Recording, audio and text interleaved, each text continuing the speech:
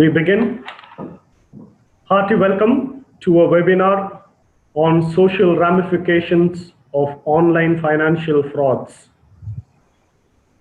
When you look into the pages of history, you will come to know that history is unfortunately replete with frauds and scams where crores of rupees is siphoned off through illegal means. Now, with the ever-increasing advancement of technology and the chorus constantly growing for cashless economy, contactless payments, and digitalized transactions, we have also become vulnerable and susceptible to cyber frauds and scams. Moreover, cyber criminals have grown much more sophisticated, making it more complicated for organizations to defend themselves against cyber threats.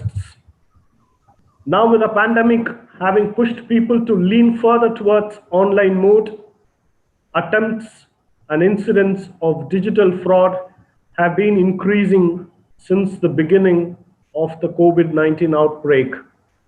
This current year, 2021, only halfway through, only 6 months have been over. It has seen more data breach cases, financial frauds from online platforms in India. With a surge in people using online, there is also a rise in crimes. In this scenario, we are indeed very happy to organize this webinar on a new and novel topic, something that is not much spoken of or discussed as much it needs to be discussed. Now, I welcome every one of you on behalf of the management, Department of Commerce, head of the department, every member of the staff of Commerce Department. A special word of welcome to the resource person for the webinar, who also happens to be the rector of Xavier institutions, Reverend Father Henry Jerome, a criminologist, and the secretary of the college, Father Alphonse Manikam, the principal, who is also a faculty of Commerce Department, Dr. Maria Das, the IQAC coordinator, who have been very, very approachable and affable, and all the staff and students of St. Xavier's College, and all the staff and students and participants across Tamil Nadu. We welcome you all and wish you a fruitful time during this webinar. Now I have the pleasure of introducing the resource person of the day. I know for those who live in St. Xavier's campus, he doesn't need any introduction, but for the sake of those who are attending from other places, I shall introduce the resource person of the day, our dear Father Henry Jerome, our rector.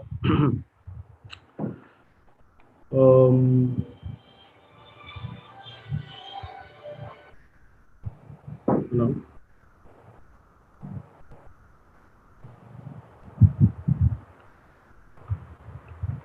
Sahayam? Yes, Father. Is everything okay? Yes, Father. Okay, Father. Okay. So, Reverend Dr. Henry Jerome S.J. is at present the rector of St. Xavier's Institution, Palayamkottai, Tamil Nadu. Prior to taking up this responsibility, he served as a secretary and correspondent of Loyola College, Metala, Tamil Nadu. Since 1997, he was in Chennai Loyola College, holding various responsibilities as Regional Advisor of All India Catholic University Federation, ICOF, from 1997 to 2003, National Advisor of ICOF from 2003 to 2010, Ecclesiastical Assistant of International Movement of Catholic Students, Pax Romana, approved by Vatican Laity Council and appointed by the World Council of Catholic Students, having its international headquarters in Paris. He was also director of Sirac Community College and Sirac Children's Home, and Dean of School of Human Excellence, Loyola College, Chennai, Director of Loyola Relief and Rehabilitation Services, Chennai, and Director of Department of Service Learning, Loyola College, Chennai, and Superior of International Study House, Berkman-Salem, Chennai. With regard to his academic qualifications, he has done his Masters in Mathematics, Loyola College, Chennai, and Masters and MPhil in Journalism and Mass Communication, Bachelor degree in Education, Post-Graduation, Diploma in Human Rights, IIHR, New Delhi. He received his doctorate on cyber criminology from the Department of Criminology, University of Madras, Chennai. He attended the World Chaplains Meet that was organized in Rome. He has also presented paper at the World University Chaplains and Campus Ministers Meet in Australia on empowering the marginalized students. He attended and presented theological paper in the Pan-Asia Pacific Assembly organized by IMCS in Malaysia. He was invited by the Catholic Education Commission of Vatican and German Bishops' Conference to deliver a talk on the presence of the Church in the universities in Germany. He participated in an ecumenical national coordinators training program organized by SA-NET in Manila. He was a resource person in the Pan-Asia Pacific Assembly held in Manila.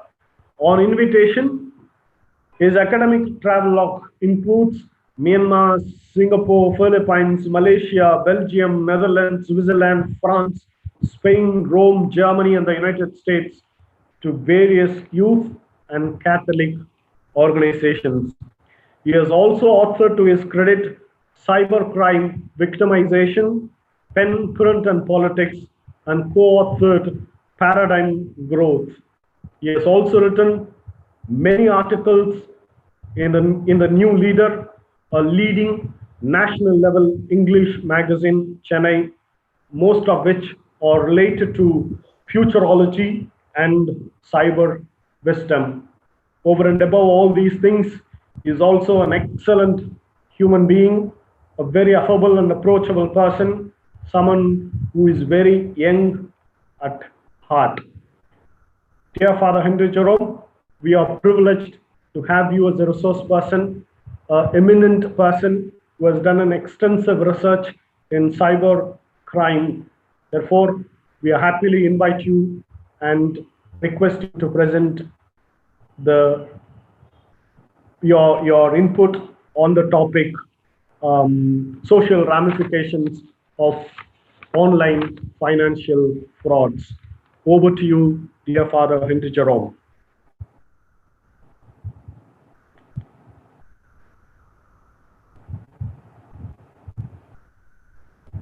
Yes.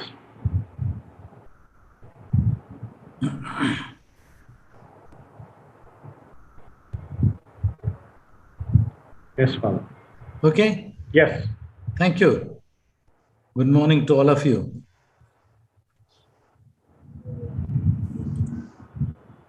I will share. Okay, good morning,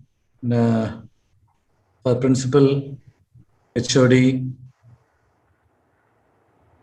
Coordinator, my dear professors and participants from other institutions, and my dear students. Good morning to all of you. I am much obliged. I thank Father Lawrence for inviting me to speak on the social ramifications of online financial frauds. You would find at the end of the pandemic, if at all there is one, a lot of research would come out. We'll be waiting for that. What happens in terms of domestic violence, what happens in terms of finance and all those things. Several research and reports will come. One report certainly will be this online financial frauds. We are not too sure how much people are losing now these days, Though we know that quite a lot of losses happen in many banks and other places. A lot of frauds in financial transactions happen, and therefore we'll wait for the report to come to give us a kind of full view of the online financial frauds. Now,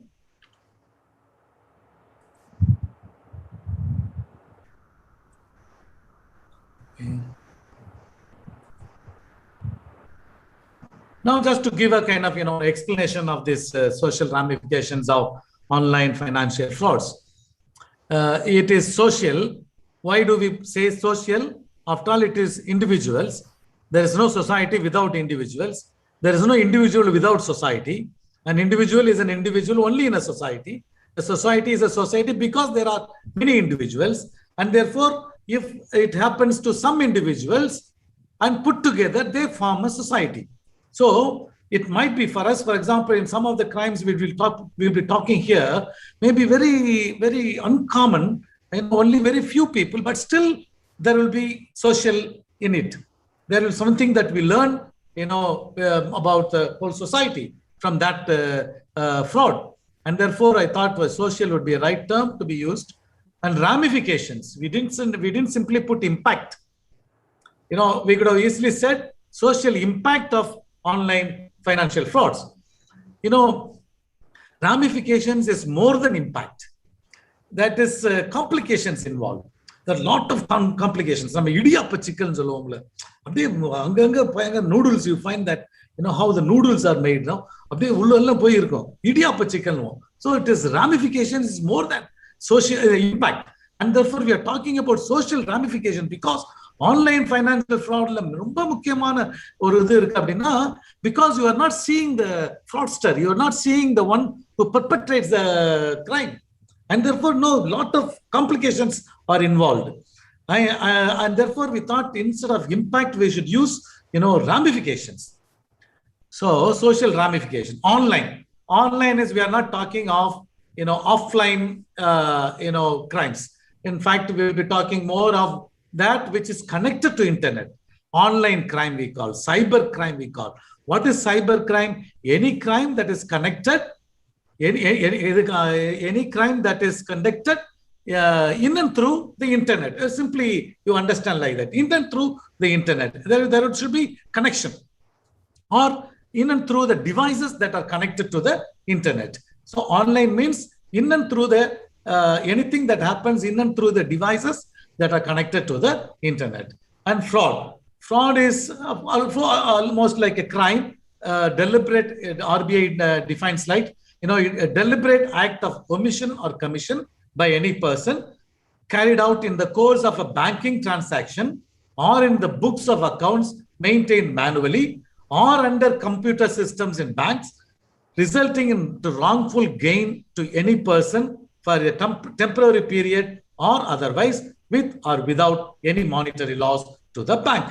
It may be a loss to the... Okay, so it is RBI defines fraud as a deliberate act of omission or commission, not by chance. You do it, you do it, consciously you do it. You know that it is a fraud and it is wrong, and still you commit that one. So it's a deliberate act, and that results in a kind of repercussions later on, impact on that. So, and it's right that we are talking about this topic now these days. Now the Credit Bureau TransUnion, a company that in its report it says, globally there is an increase in digital frauds these days.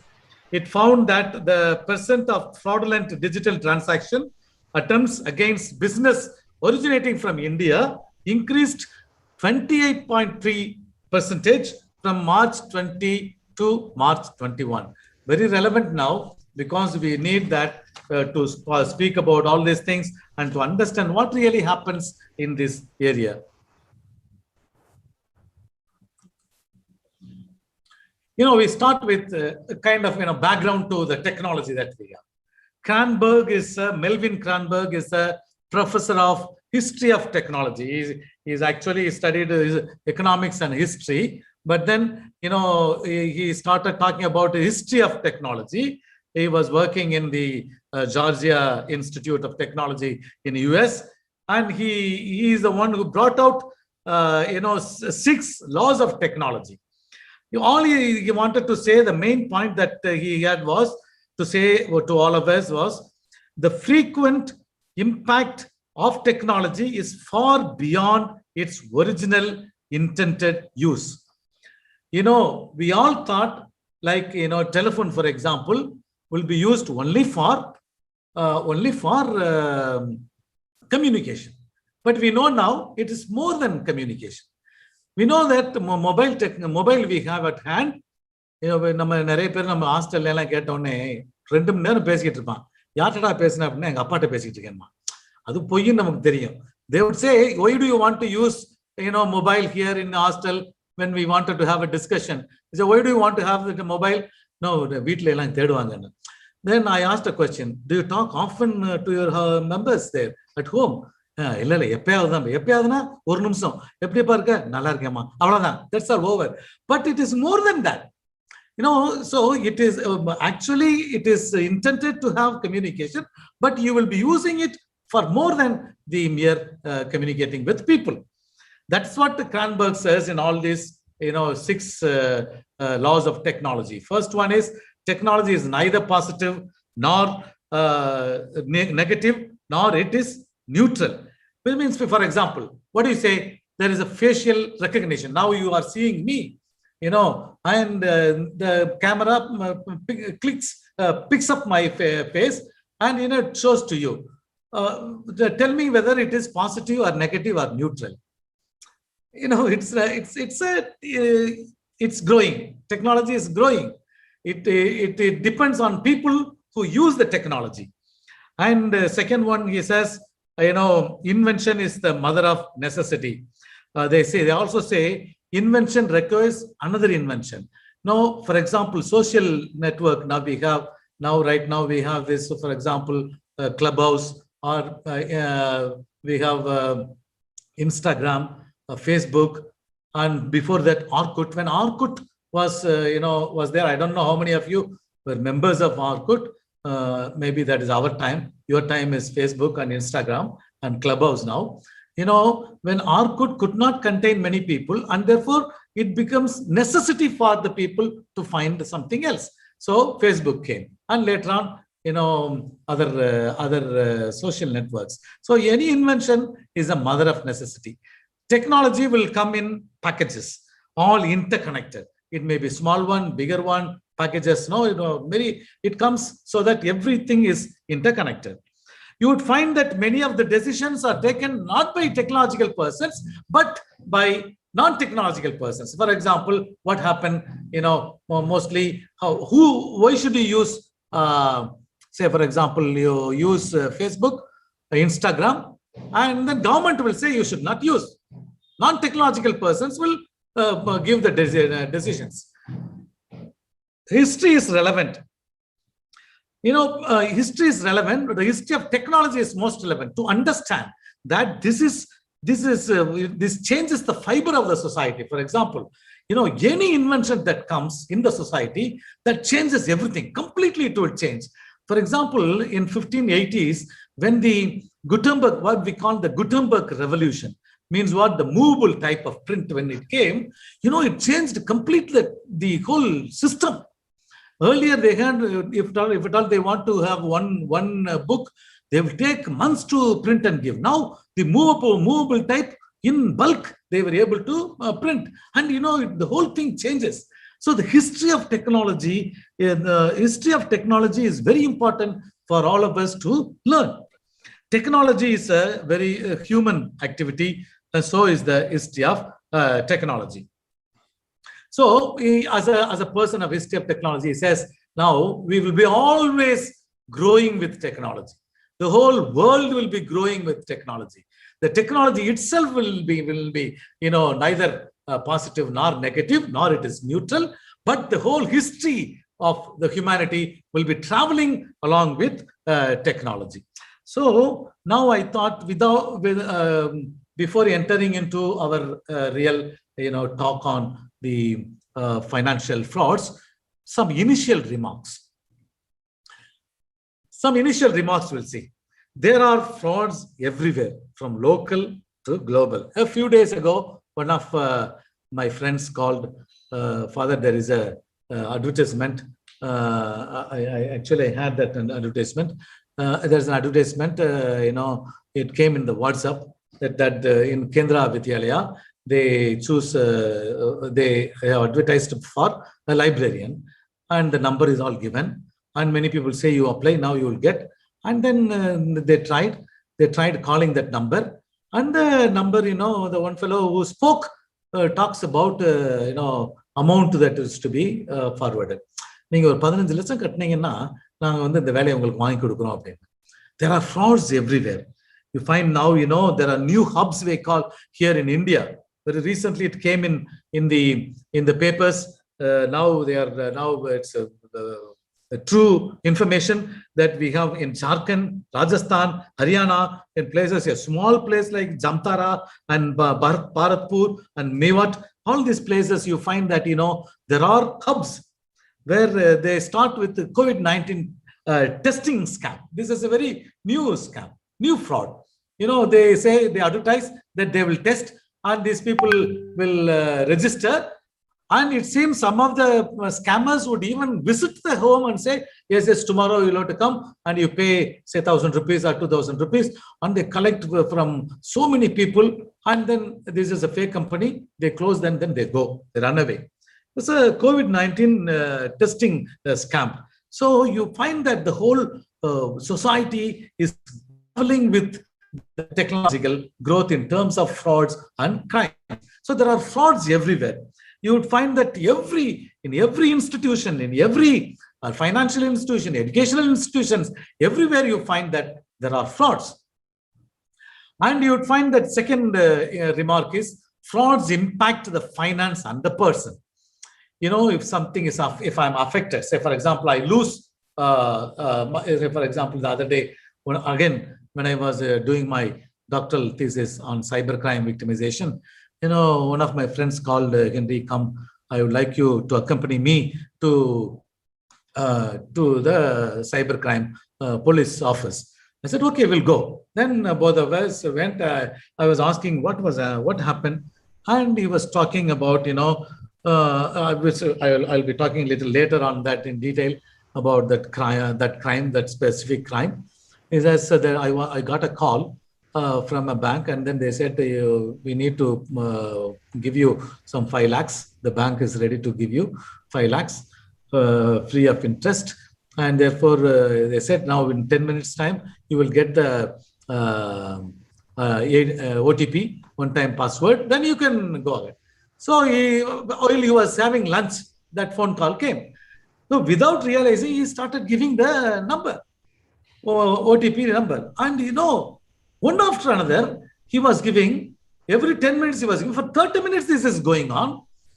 See, in 30 minutes it was going on. Not only then all the amount was over, then he called his own brother-in-law and got the number. Again, that number he gave, OTP, collecting from him, and then he gave that. Altogether, they lost about 60,000 rupees in 10 minutes time.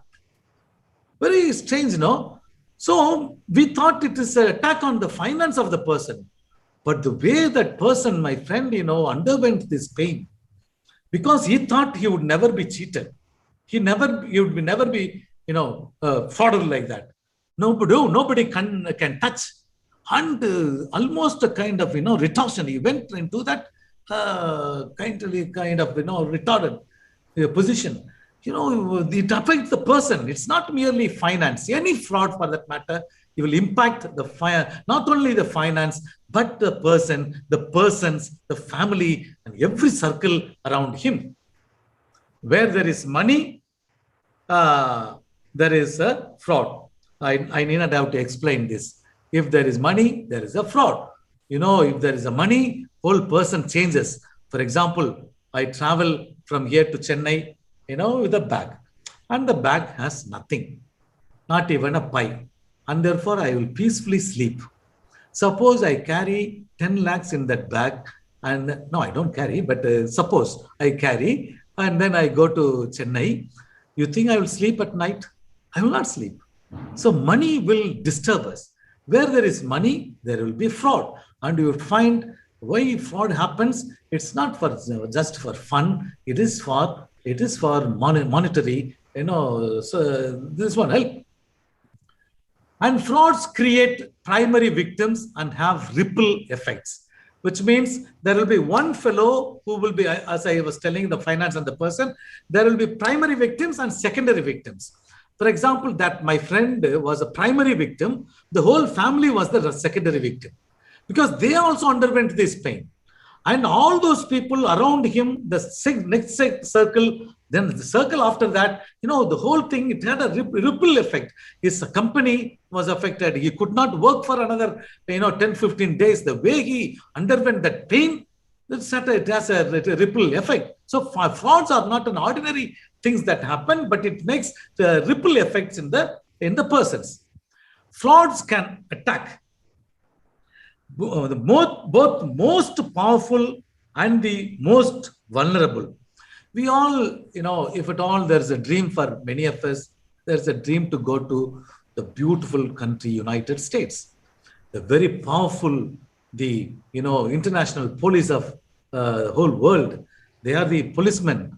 It's a beautiful country. Those who want to go there would never come back. For example, United States, what happens in United States now in COVID times, very, very strange. There are 5 scams, primary scams, they say. In United States, we all thought that they are very powerful people, and you would find that they are the most vulnerable people in terms of frauds. And it happens in a fraudulent medical supplies.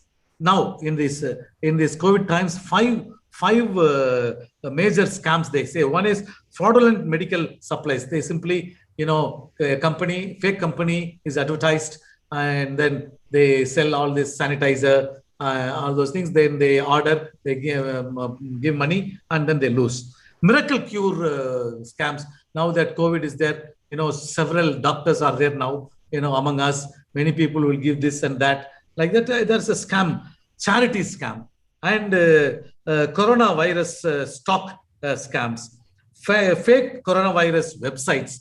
All these are very new.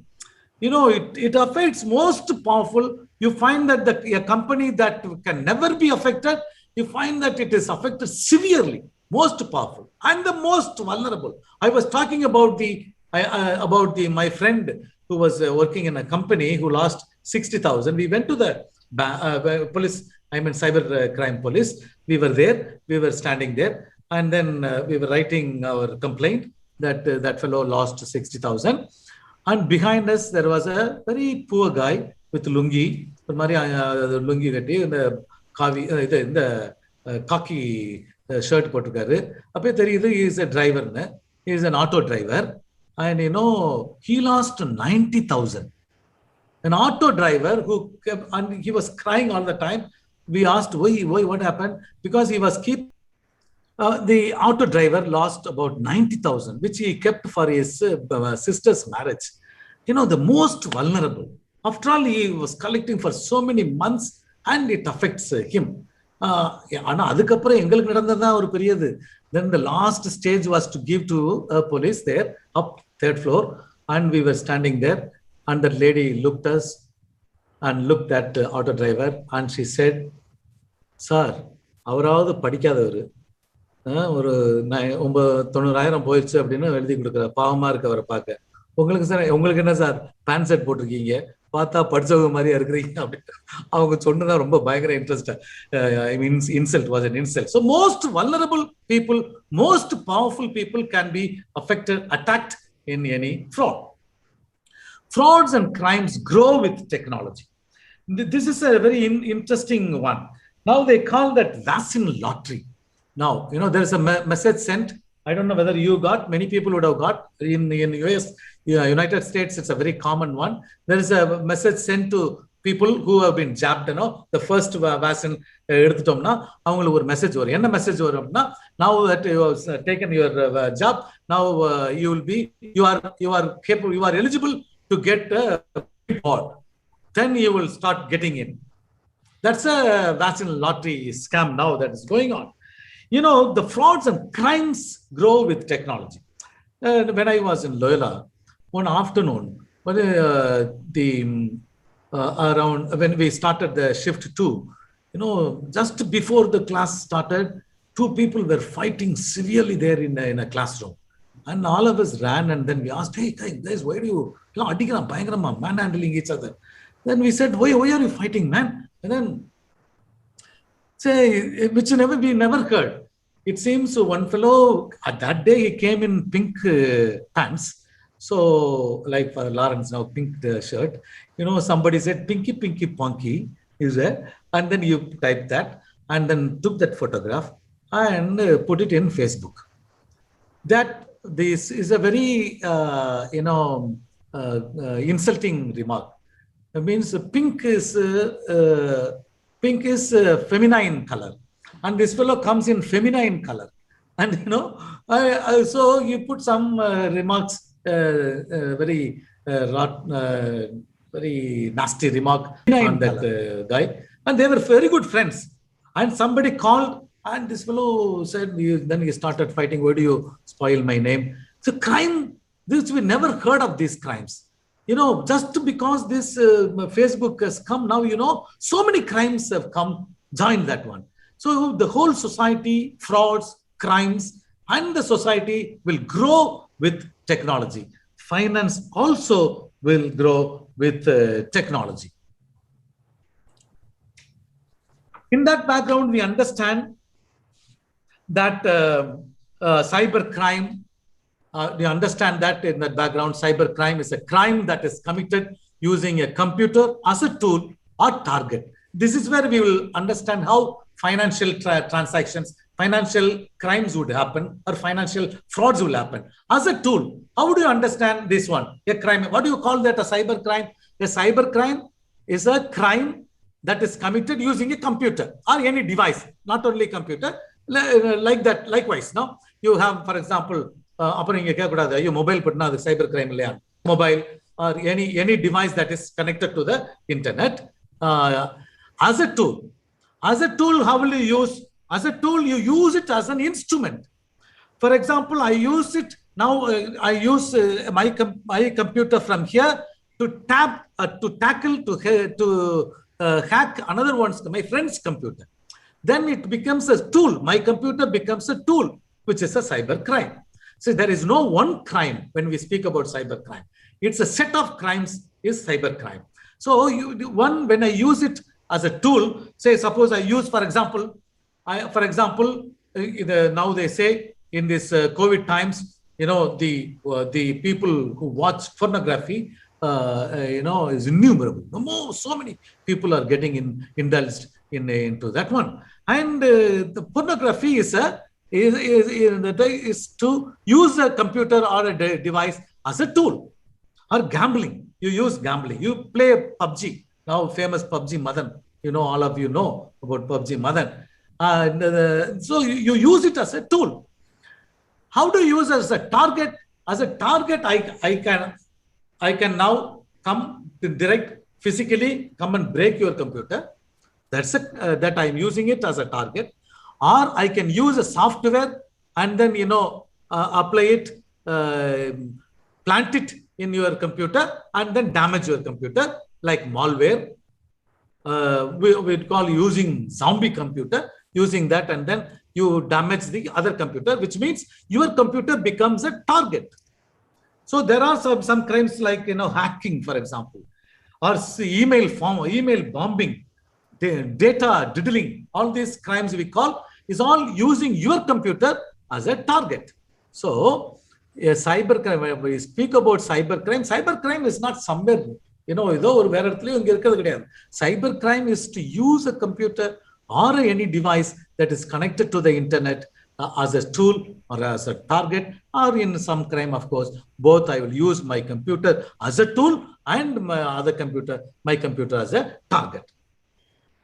There's so many frauds we have, and you understand that cybercrime is that, and that one of the group groups of crime is the financial frauds that include all frauds related to financial transactions, anything.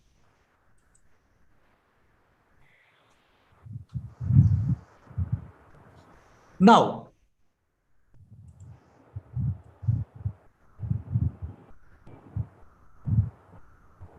the Center for Strategic and International Studies, in partnership with McAfee, brought out a global report which estimates that every year the net loss incurred in the global economy due to cybercrime would cross 600 billion, or nearly 1% of the global GDP. Global GDP, which is a dangerous one. That means every year this world is losing so much. That means somebody is stealing. Losing means what? It is here in India, in the world, but they are stealing. Some techniques, either using the computer as a tool or a target, they use to lose money, and big companies have lost. I thought I should give you a kind of, a global scenario of how these things happen these years, right from 2010 onwards. What happens in the global level, in international level? Because that's just to understand. You should now, if at all you are interested to understand what is crime in United States, internet crime and all, there are two websites that you can see. One is this FBI, the Federal Bureau Investigation. That one will give you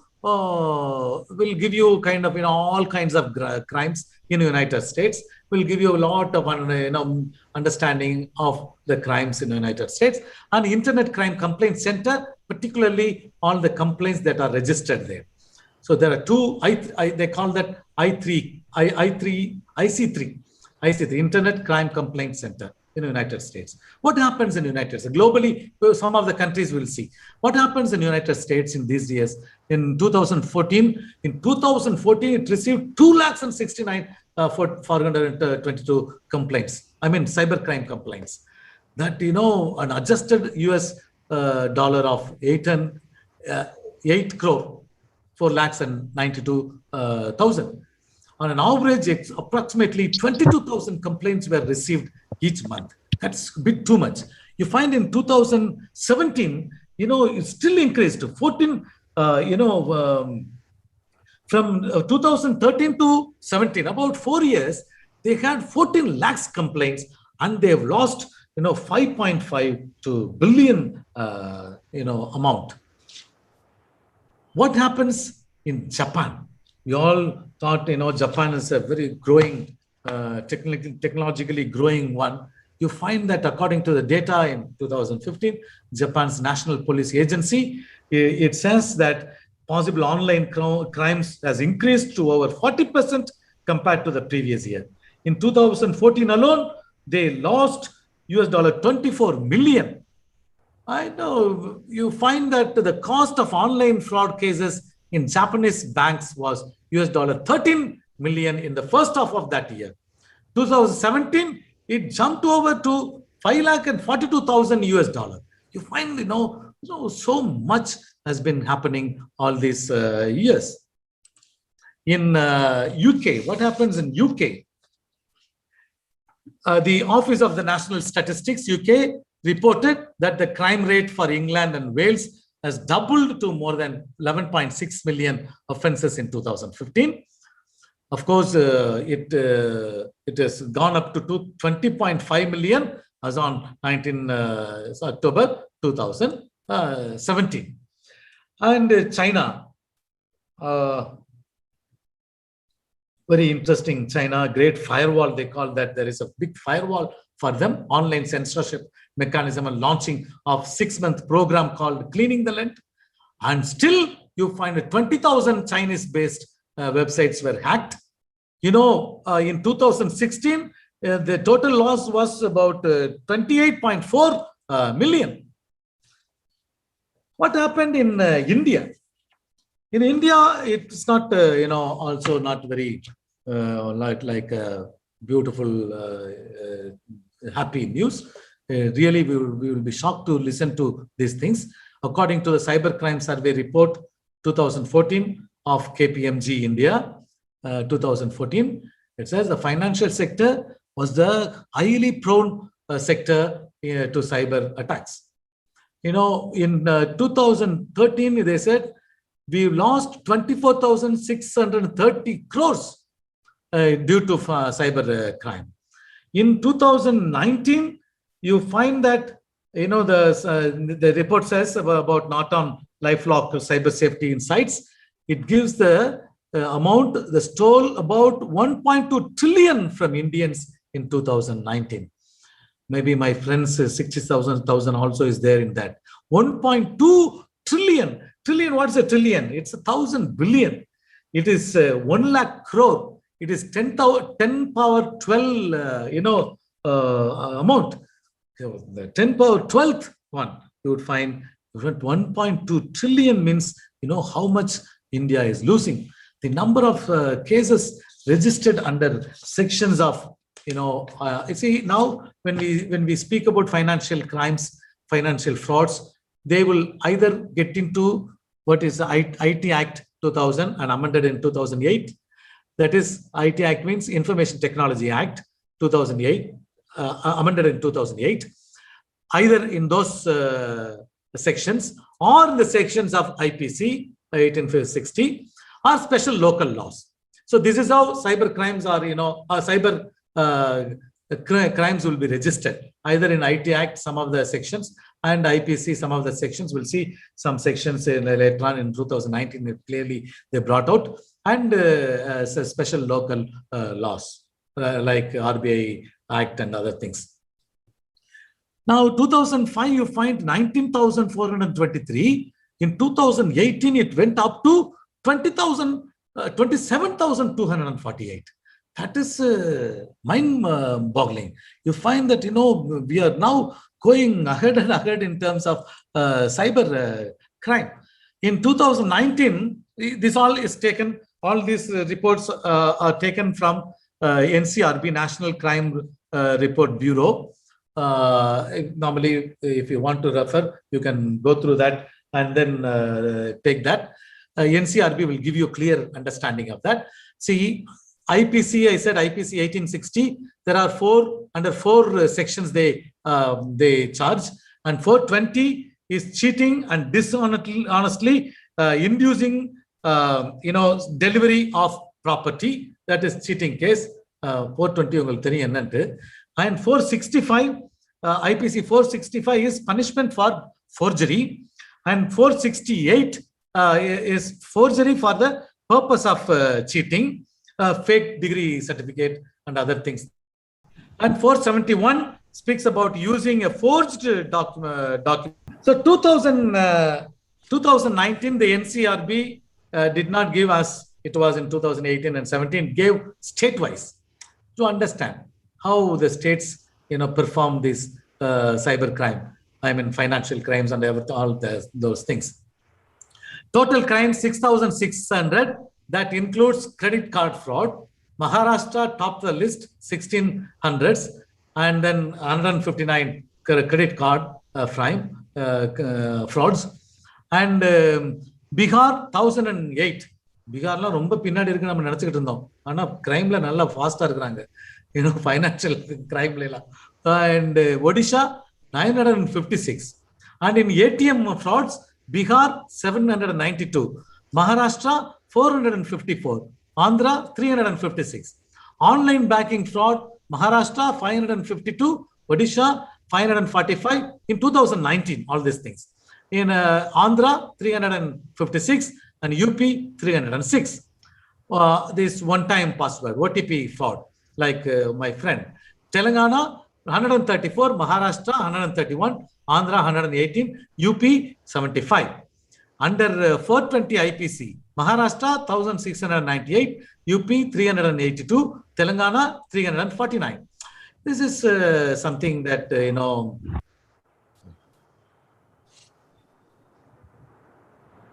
we will be proud because nowhere Tamil Nadu comes.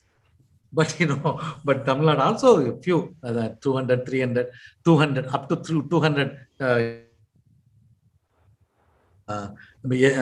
sections. But we are faring well. In their report titled Digital India 2019 Round 2, there is IAMI.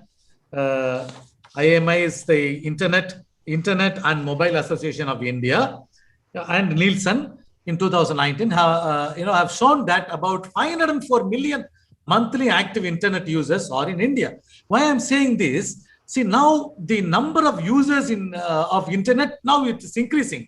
In that report also says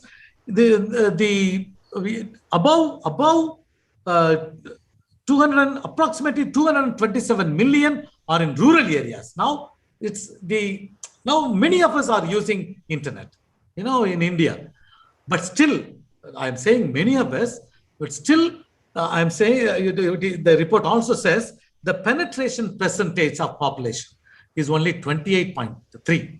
There are still 77.7% who are not in touch with, who are not connected. But still this 28.3, among them, 70% of the internet population of India are daily users. So you find the number of users now becoming more. You know very well now, if there is no internet, how would I have passed this COVID lockdown? If there is no internet, it should have been very difficult for us to go through this, hard time. Internet revolution, has revolutionized everything, every part of our life.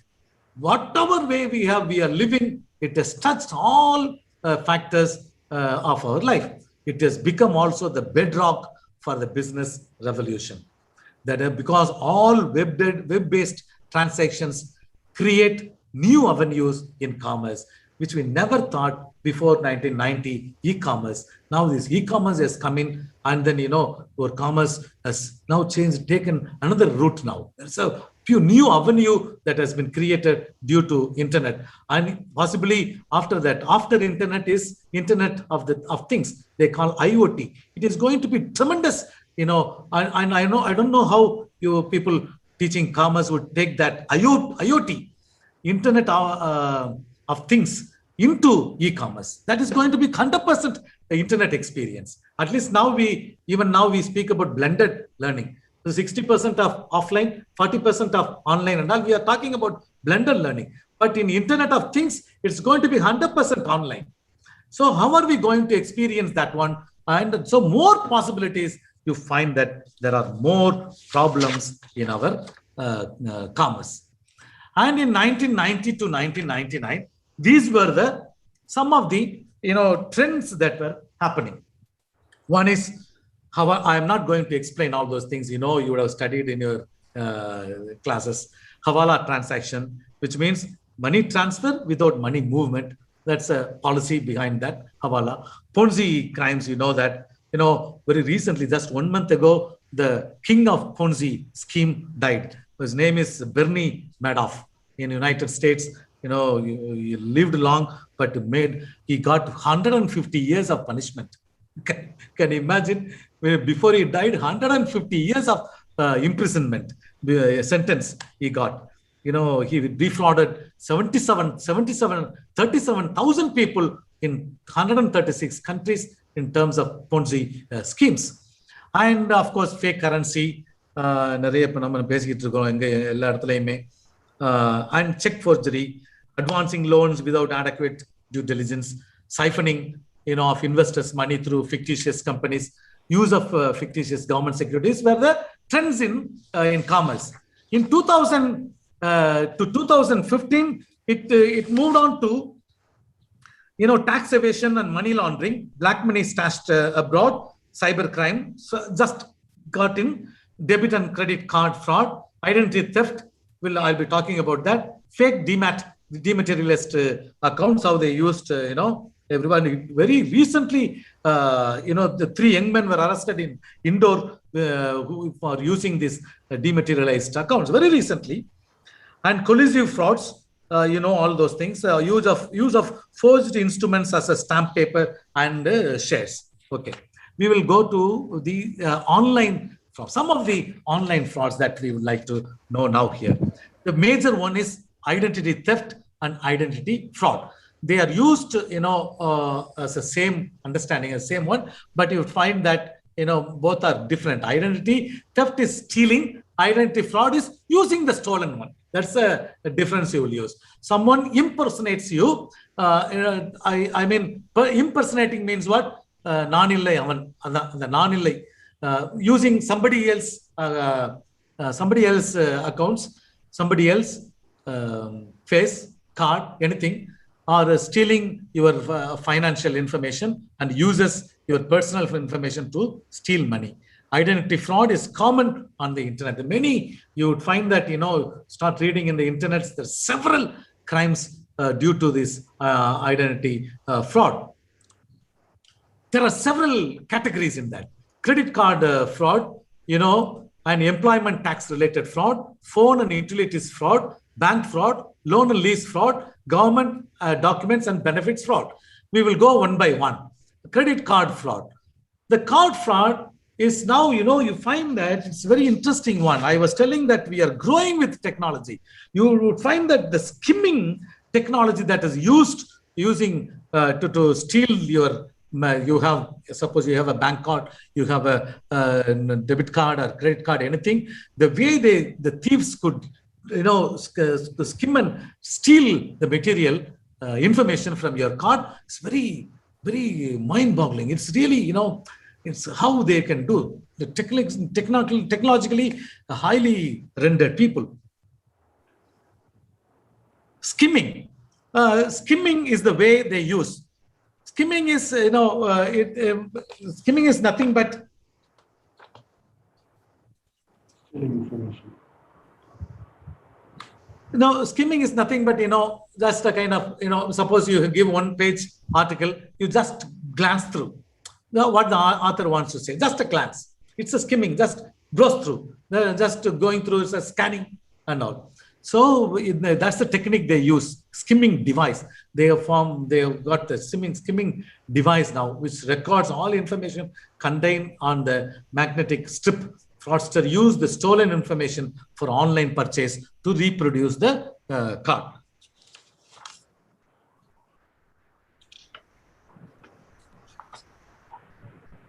And debit card skimming. A machine or a camera is installed at an ATM in order to pick up card information. There are several ways. You find that one I have given the skimmer here, or the camera that is placed there would find what numbers you press. That's all. Physically they do that. They have got even some of the. Recently I was reading on skimming. I know that one. On skimming, there are several techniques they follow.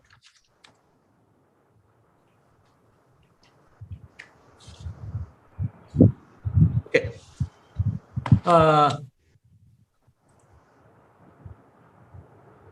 And counterfeit, the pictures will explain. See, counterfeit cards, you find that there is one above that and a fake one, and they will use get the all your numbers.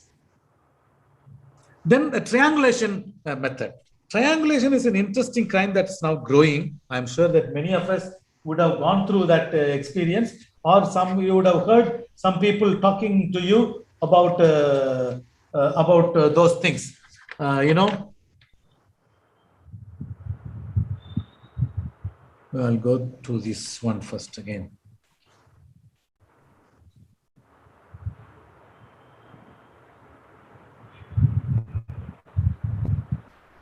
Triangulation is a very interesting one. That's a fraudster is there, a legitimate card holder is there, a buyer looking for a deal is there. So this is the triangle. And there will be an employer, there will be a seller using kind of some methods to give you what you need. So the innocent customer will get, for example, I order a mobile phone. And I want to order a mobile phone. They would even hack into my, Amazon or Snapdeal account that I have, retail account, and they get into that, and then they will know what I'm trying to do, and they will learn about that, and then they will show an advertisement. It's all fake. A fellow will do that, and they will pay me. I will pay as a fraudster. I will pay from my stolen credit card amount to the seller, and the seller will give the things to the customer. The customer will get the thing that he wanted, the mobile, for example, he wanted, but he will not know that it was there was a scam that was going on, using somebody's stolen credit card, and that's the way triangulation happens. And site cloning also, it is to clone exactly like official sites. About hacking people, they fraudster obtain unauthorized access to card management platform of banking system. Counterfeit cards are then issued for the purpose of money laundering.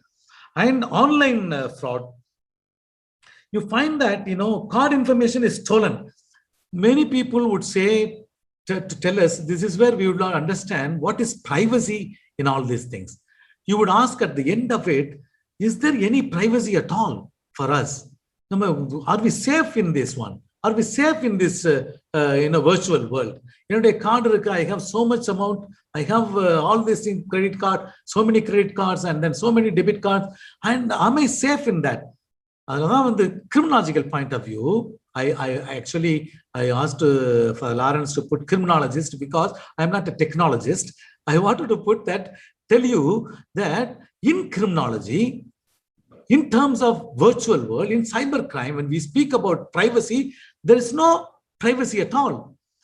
It is 100% radical transparency. You are transparent. That's all. As you enter into this virtual world, you become transparent. If you think that your privacy is there, you are safe, you are wrong. You are not safe. All your information can be easily taken. And the one who takes cannot even find out. You will not be able to find out who's that. And there is a dark web. We call dark web inside. You find that, that my friend who lost 60,000, he knew to which account it went. And he shows to the police, this is the account number.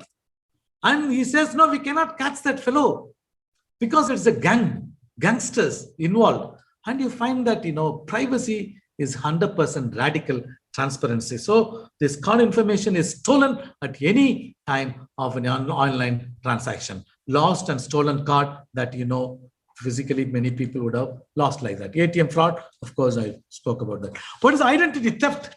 Identity theft, there are quite many, varieties on that. You have phishing is the major one. They're sending emails. Many of us would have got malware and low-tech tactics. We will find what is phishing. Phishing is a very long subject. How phishing is used. So phishing is, it's like, it's a sophisticated phishing. Phishing. That's the phishing. It's a sophisticated one. வெப்ல போய் எடுத்து அப்படியே collect பண்றது. Fish எப்படி மீன்களை collect பண்ணுவோமோ அதே மாதிரியா collect பண்ணது. அதான் ஃபிஷிங். ஸ்பூஃபிங் இஸ் ஏமாற்று வேலை பண்றது. The phishing and spoofing through email is a major thing that happens in this world. Many are caught into that.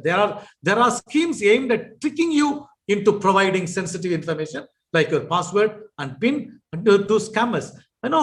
Somehow they will pass on this one. There are quite many interesting one. I will talk a few in detail, but you'll know about all these things. Speaking about this email phishing. Email phishing, that's a very common one. Many of us would have got email saying quite a lot of things. ஒரு நல்ல பக்கா ஒரு நைஜீரியாவில இருந்து அல்லது சொமாலியாவில இருந்து ஒரு mail உங்களுக்கு வரும். அது அப்படியே அவங்க பிரின்சஸ் யாராவது எழுதுறது மாதிரியா வெரி நல்ல சூப்பர் லாங்குவேஜ்ல என்கிட்ட இவ்வளவு இருக்கு. So they call that social engineering tactics. There are many tactics they follow. Social engineering is nothing but there is a human touch in it. உங்களுக்கு தெரியும். Suppose somebody tells me, see, I have some 1 crore rupees. Please, can you use it for your distribution of things to the poor people? I will immediately say yes, it's good.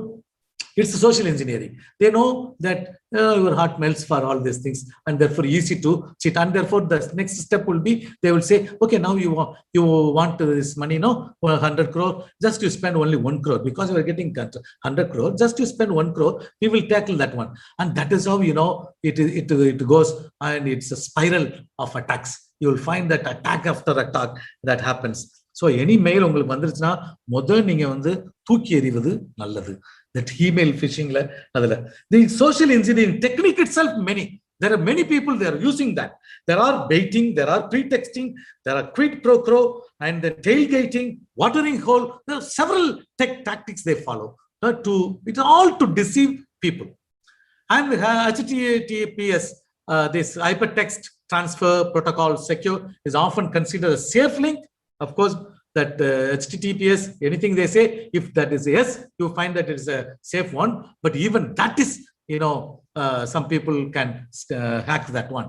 Spear phishing is attacking the person they choose. In a given 30 people are there, and they will choose one fellow, and then they will do that. And they will easily get into that one, get into the organization. There are also, later on I will be talking about CO phishing also. There is one CO attack. Talking about the right person at the top one. There is a whaling. Whaling is CO fraud. The CO is nothing but somebody who is at the senior level, you attack. And therefore you will easily gain all the materials. Wishing. There are several of us would have got that voice phishing. That's all. No, they call and then say, so you got so much now.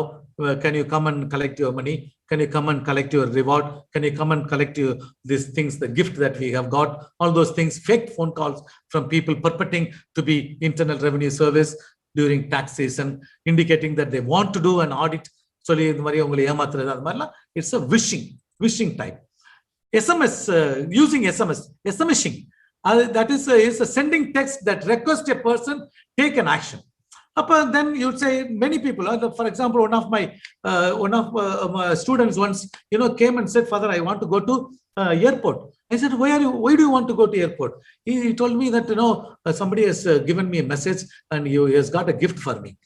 I saw that one. You know that person? No, I don't know. Then how can an unknown person give you a gift? Then they said, that fellow says, no, I asked to call them, and that fellow said, you come and get. So, the SMS and this voice, people can be easily deceived.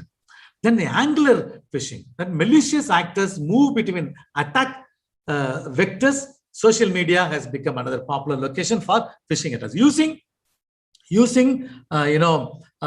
these social media networks. Farming, of course. Farming is a more technical and often more difficult to detect. The malicious actors hijack a domain name server, the server that translates URLs from natural language into IP addresses. Then, when the user types in the website address, the DNS server redirects the user to the malicious website's IP address. That might look real. So it's a kind of cloning. And that when you click, you go to that wrong one. This also sometimes, this farming also is used, in a big company website. If you want to, later on one phishing that will come. Okay. Then clone phishing. Clone phishing is, making a clone like me, doing somebody like me, exactly like me. So, you use services that someone has previously used to trigger the adverse action. Okay, this is, puddle phishing is another one. That two things maybe were not common to us. Puddle phishing is very, very common now. They say in recent times during the pandemic, this puddle phishing is happening too much. Targeting the smaller financial firms and banks, not the big companies, smaller one. So that is called puddle. Puddle is like a pond, no? It's a pond fishing. There, ocean. Now it is in a pond. And then we have that low-tech tactics. Mail theft and dumpster diving. Mail theft is nothing but, stealing the mail. Stealing the mail in very various ways. Under US Code 18 Section 1708, mail theft is defined as taking any piece of mail that is not your own for any purpose. A piece of mail can be any letter, postal card, package, box, or a bag. Mail theft can result from stealing from private mailboxes, collection boxes, postal workers, mail trucks, and inboxes. So if it is email theft, it is, in inbox you hack and then, take materials that whatever you want to.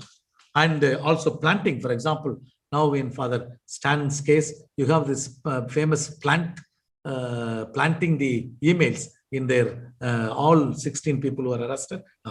Now United States has said, the company has said, it's all planted. Mail theft. Dumpster diving is nothing but, understand this from this picture.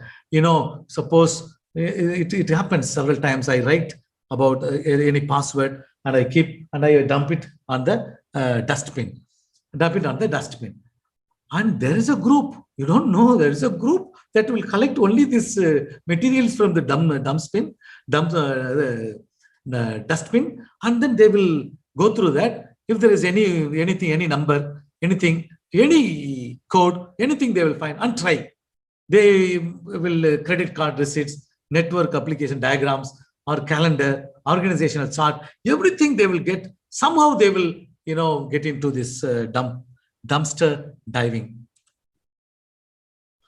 This is a very important one. This is Nigerian letter, the letter that I was talking about.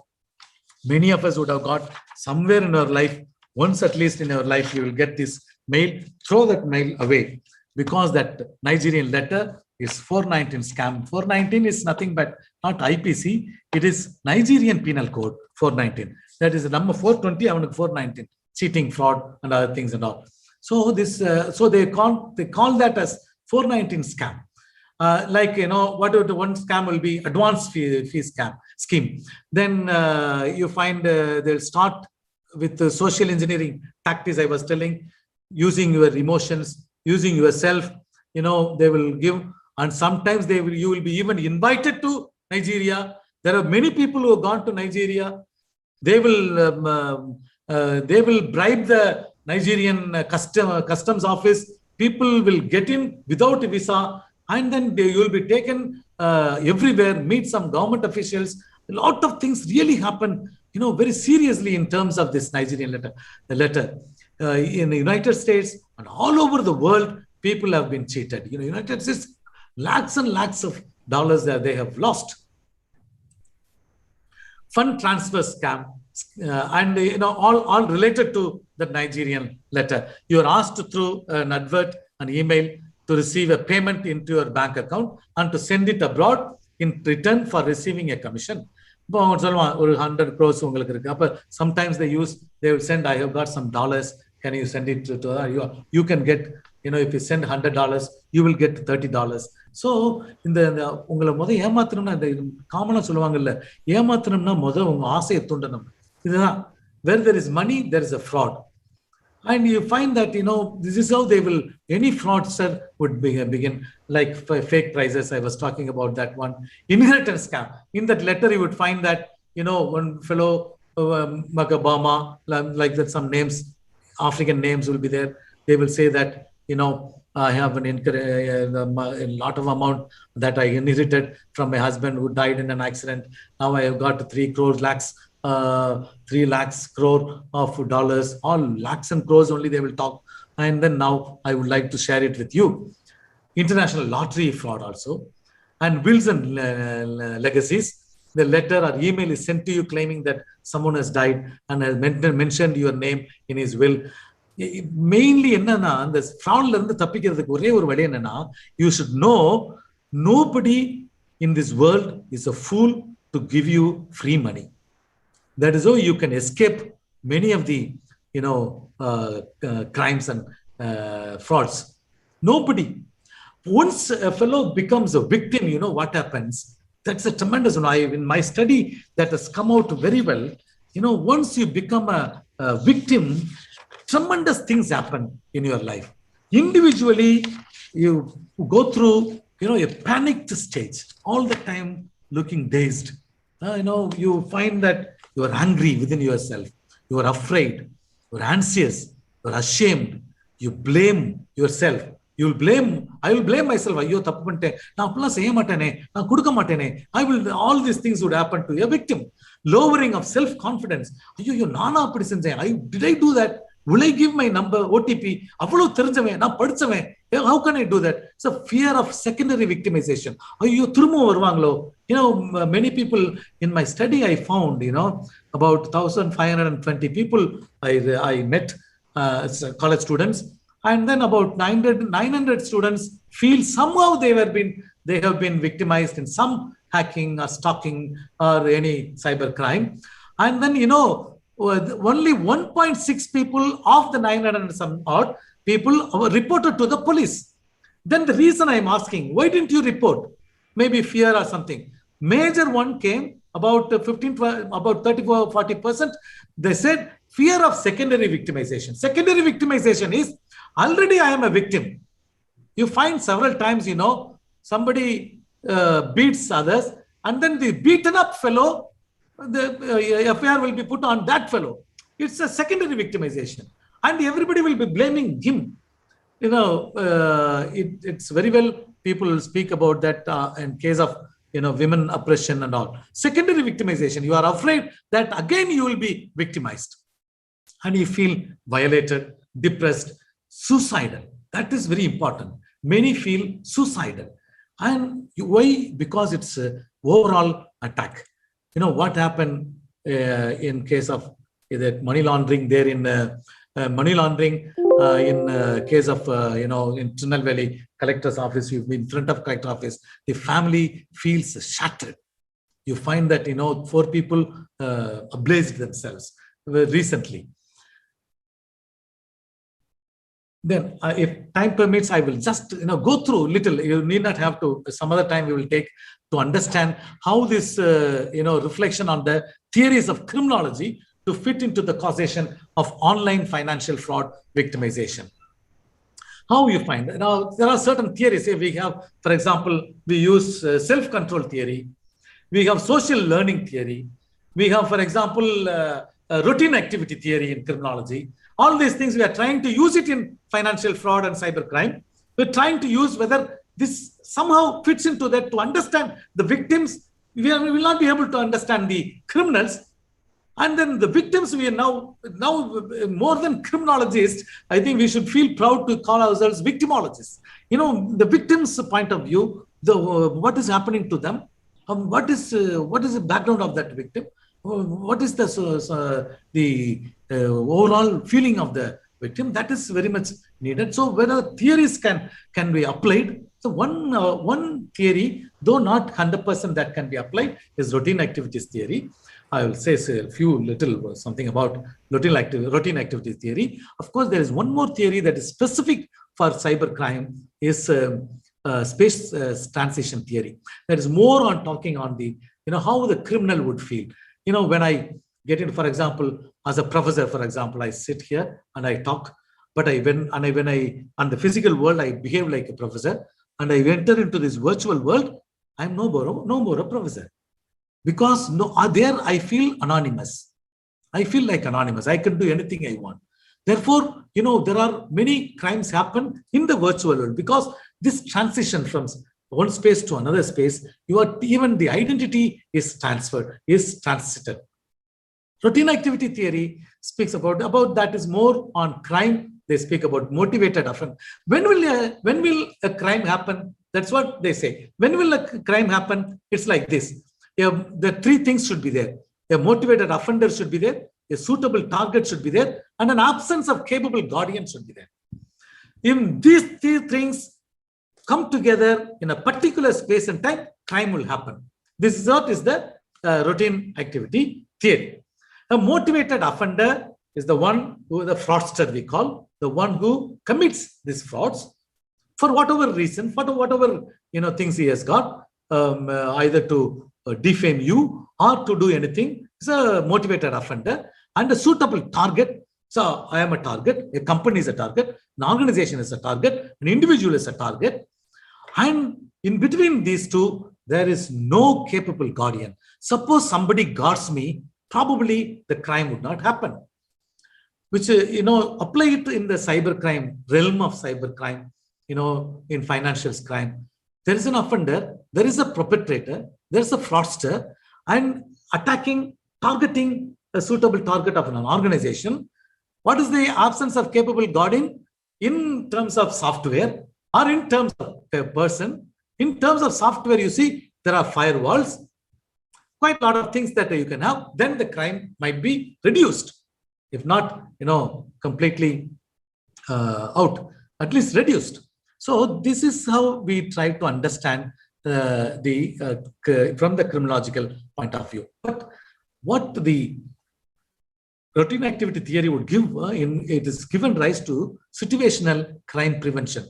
We call ACP, Viva model of target attractiveness, value, inertia, visibility, and accessibility. ACP focuses on suitable target, component of a crime triangle, promoting target hardening in order to make viable target less attractive. Which means what? The value is more high. No, there is more money, probably more would happen, and therefore capable guardian should be there. Inertia, if it is a thing is very big, they cannot steal. And so you should have something physically to stop the financial frauds. So, you find that a target hardening will help us. In terms of time, I'll finish it now. The final, I started with introductory remarks, and then I will finish it with final remarks. There are some challenges ahead of us. What is that challenge? I see disbelief in the internet systems. You find that, you are not able to completely believe in this system. But, many people are getting out of the system because quite a lot of crimes start happening in this one. There's a less connected areas are more. In India, I told you only 28.3 are connected people. Banking systems are falling down. What a robust banking system is a sign of a robust country. Recording in progress. Once we got some, that time old 1,000 rupees, no? We got some amount of rupees from the bank, cash that time. And we gave the money, distributed the money. And about 2-3 notes, they came back and then said, Father, it's a fake currency. So it just got from the bank. Then we checked. Many notes were fake. Then we again talked to the manager. Manager immediately said, come bring that money. I will change that again. So you see that the system is falling down. Banking system is falling down. And craving for money or need for money leads into more dangerous paths. In more than craving, it's also need. For big people, it's craving. For all Malayas and others, it's craving. But all poor, it's need. It's need money. And my dear friends, ignorance is not a bliss anymore. When you're entering into this virtual world, when you're entering into online transaction, the financial frauds would happen. If you want to swim in the ocean, you should be prepared. You should learn to swim or you would get drowned. I'll stop with it for more questions now. Thank you, dear Father Henry Jerome, for this lovely presentation. It was very informative, covering wide range of areas that are very comprehensive. Also exposing to us who spend quite a lot of times, especially students community. We spend probably a few hours daily on the social media and online. So it helped us to expose the dark side of online frauds and other aspects that are happening over internet. Now I request our HOD, Dr. Arake Das, to moderate this little time for question, answer, and clarifications. Over to Dr. Aurekyadas. Yeah. Thank you, Father Lawrence. Respected audience, now this is the time for us to clarify our doubts on the presentation made by given by Reverend Father Henry Jerome S.J., our rector, on the topic. Now the floor is open. You can raise any question on the matter presented by him, or any other doubt or question that you would like to raise, even which is beyond what Father has presented. Students, we have professors too. We can raise our doubts and clarify the same. Now, I am sure that the Father has given a broader outlook on the various dimensions of this online financial frauds, starting from explaining the concepts, ramifications, and impact till the end. And it was really wonderful. Now it's a time for us to clarify some doubts that we have.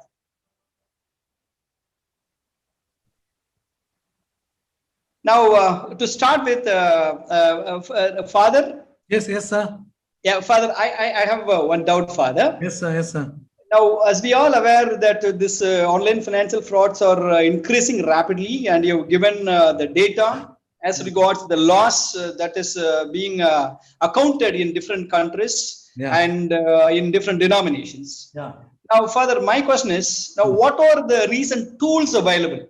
The tools available to reduce this online financial frauds. The tools are supposed to be introduced by the banks or any authority who makes the customer to get involved in a financial transaction. That is number one. The second one is with regard to the best practices. The best practices that the customers can follow to detect and prevent frauds, Father. Yeah. That's a right question. I have not touched upon this, legal point of view. One is certainly there's a tool. Suppose, we will divide it into two parts. Before becoming a victim and after becoming a victim. Okay. Yes, Father. Before becoming a victim, certainly there are several they call tool reduction. The fraud detection tools. Quite many are there. Using, for example, several authentication, not merely number OTP or any PIN number. You can also go even for facial recognition or RFID. There are several tools they use now. Even now they are discussing whether I am not too sure whether that would happen. Say if you want to take money, you should show your face. Then it's easier now. I know with my card, somebody else, it won't pick up the other face.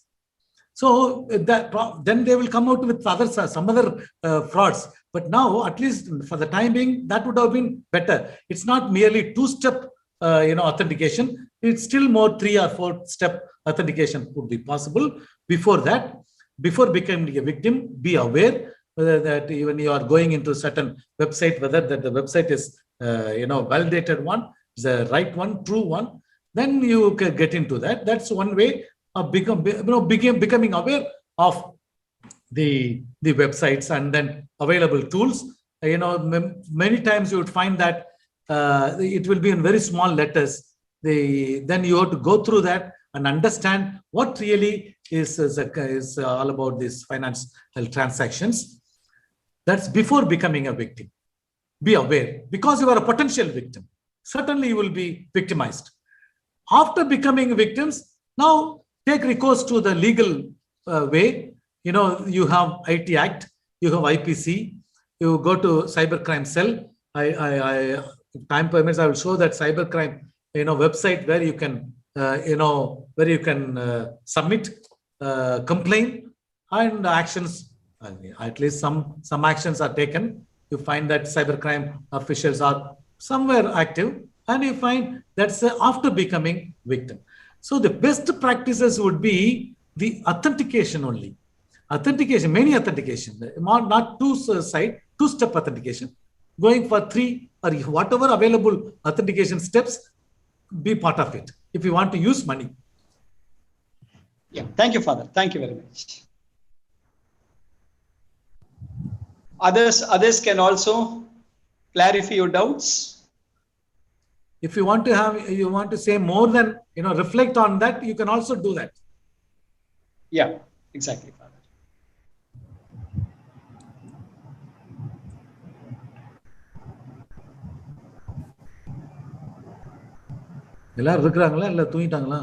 Yeah. Everybody is here, Father. Everyone is here.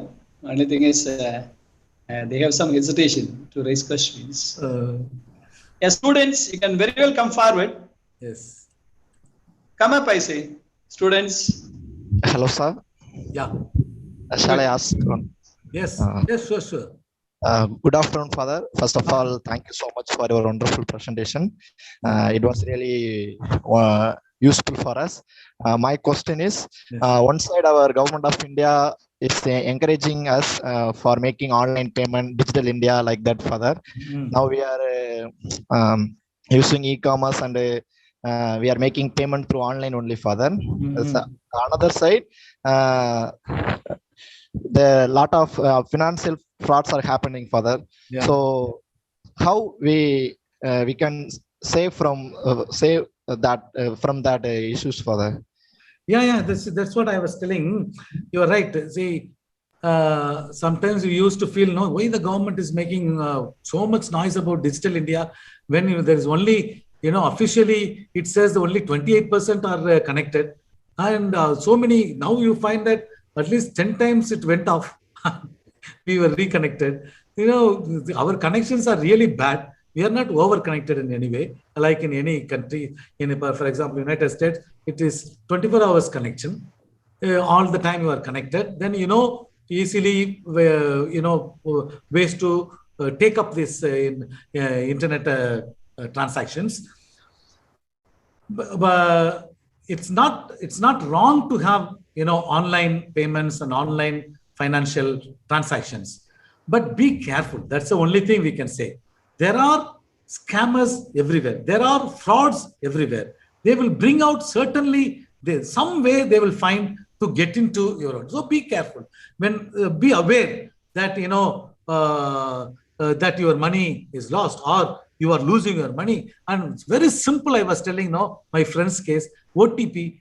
Very simple. How many times they have been announcing no manager in the world, in any bank, from any bank, no manager would ask for OTP, and still we will give OTP. If somebody asks, we feel that, it's maybe from some important person, but that is where fraudsters stay. So you find that, you cannot simply be, we should know that I should not be cheated. Okay. Okay, Father. Thank you, Father. Yeah. Yeah. Now, any other question? We can take another 2 minutes. Yes. The last 2 minutes for us to clarify your doubts with Father Rector.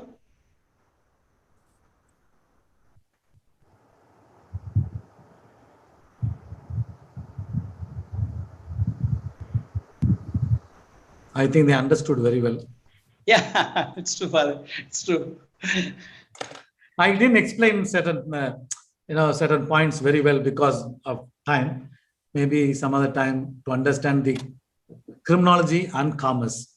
Sure. In terms of theories. Yeah.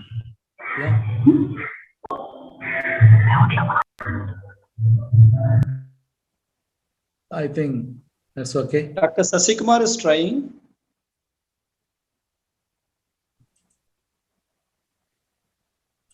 Okay. Yeah, if we don't have any further queries, anything to be clarified with the resource person, now it's a time to thank for all the wonderful things that he has presented to us.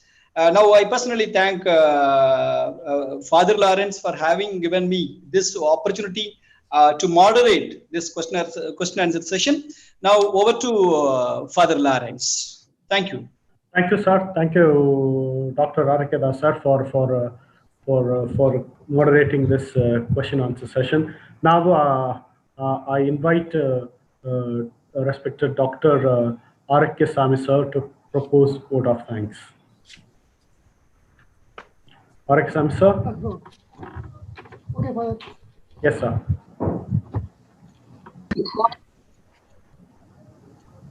Good afternoon. Good afternoon, one and all. It is my immense pleasure to propose vote of thanks. First of all, I thank the Almighty to conduct this program in a pleasant way. Next, I would like to thank Reverend Father Rector Henry Jerome,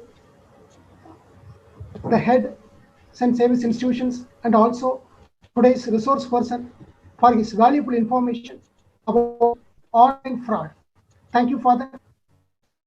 To be an eye-opener to all of us, and your heap of informations very useful to us to avoid online frauds. Next, I would like to thank Reverend Father Principal for his granting permission and words of appreciation. Thank you, Father. Next, I would like to thank our head of the department, Dr. A. Aragidas, for his valuable guidance and support to conduct this program in a right direction, and also be a moderator for this question and answer session. Thank you, sir.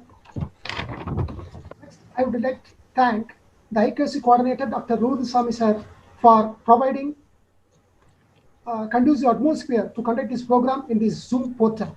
Thank you, sir. Moreover, I want to thank the convener of this program, Reverend Father Lawrence, for his taking all kind of efforts to conduct this program in a successful way. Thank you, Father.